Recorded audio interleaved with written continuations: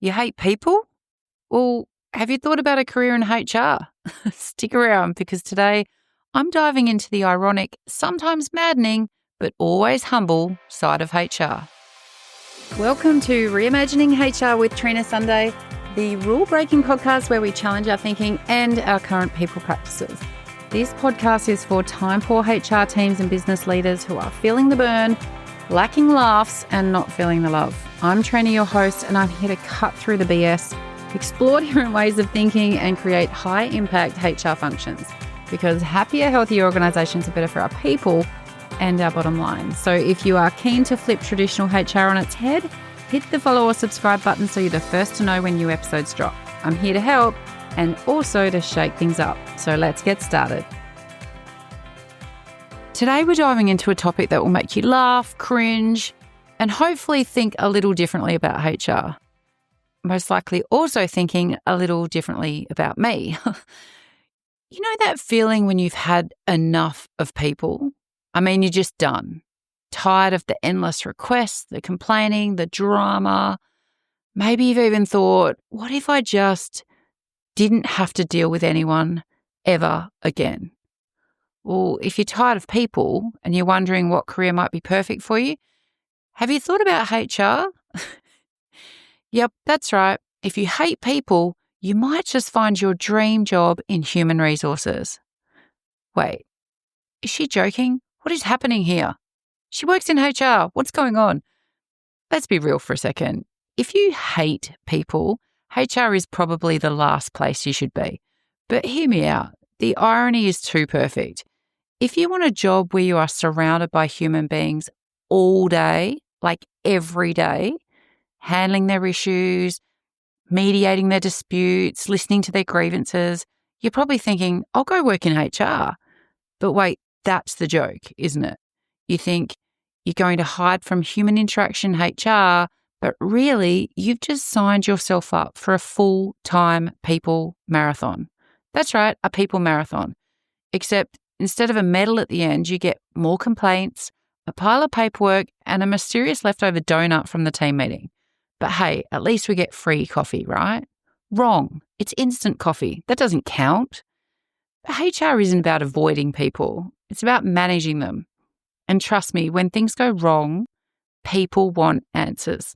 They want explanations. They want to vent. And guess who they turn to? You. Because you, my friend, are now the emotional punching bag for the entire company. Congratulations.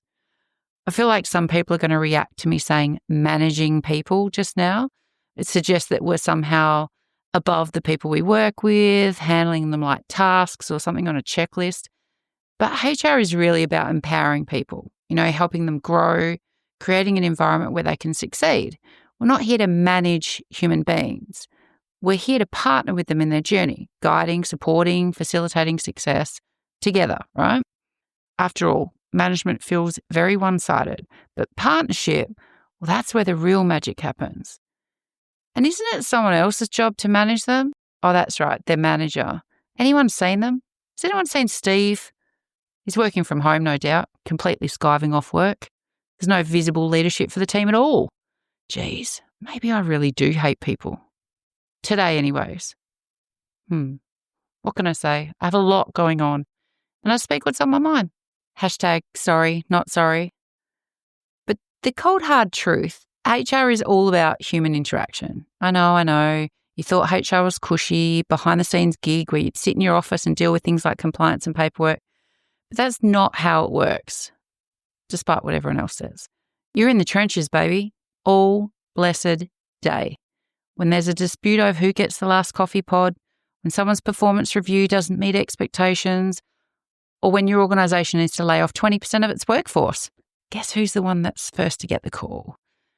You might think you're going into HR to avoid the chaos, but spoiler alert, you're stepping straight into the eye of the storm. People are going to bring their drama to your doorstep. You're now the keeper of emotional sanity, or maybe the keeper of workplace chaos, depending on the day. So buckle up because you're about to become everyone's emotional support hotline. Except no one calls, they just show up, knock on your door, and they start crying.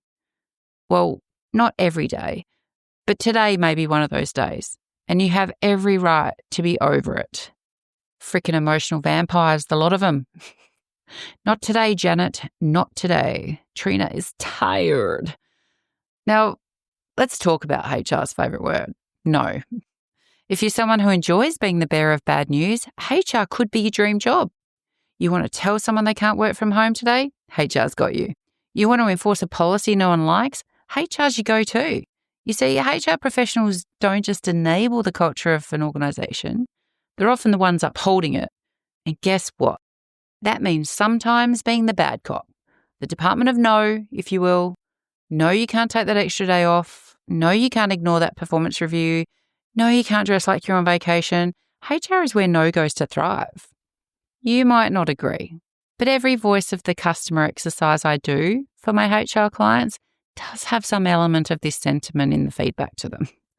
I mean, if you secretly love being the one who delivers bad news or enforcing rules, then HR's all yours. We're in the business of making tough calls and looking like the mean ones, all while trying to balance fairness and company policy. And honestly, it's exhausting. But you do it because it's your job and because you're so bloody good at it.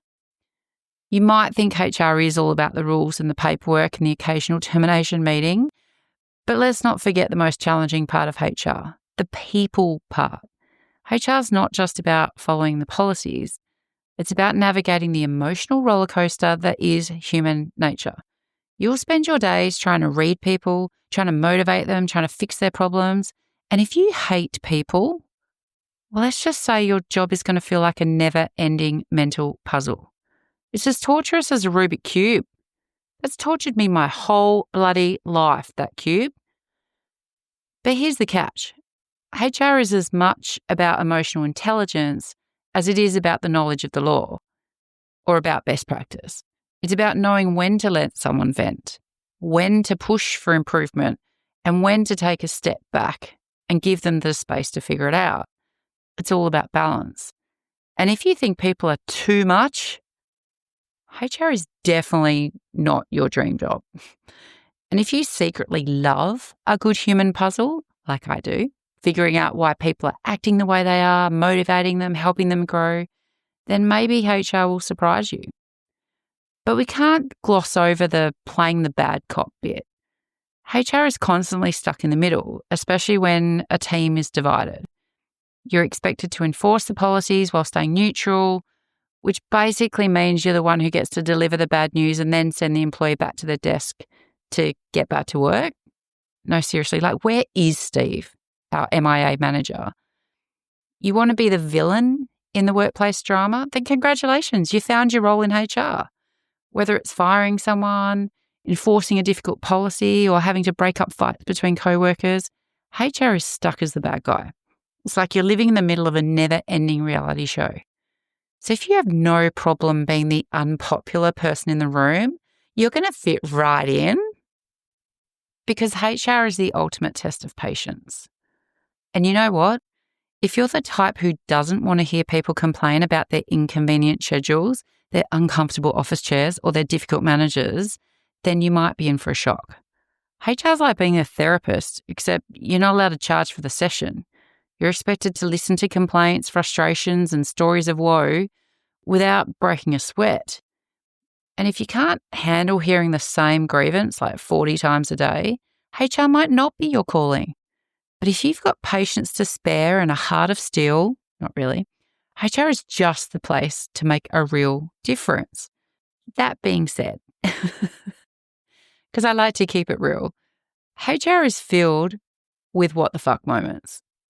From awkward exit interviews to bizarre requests. I'm looking at you employees that just want unpaid absence to travel the world.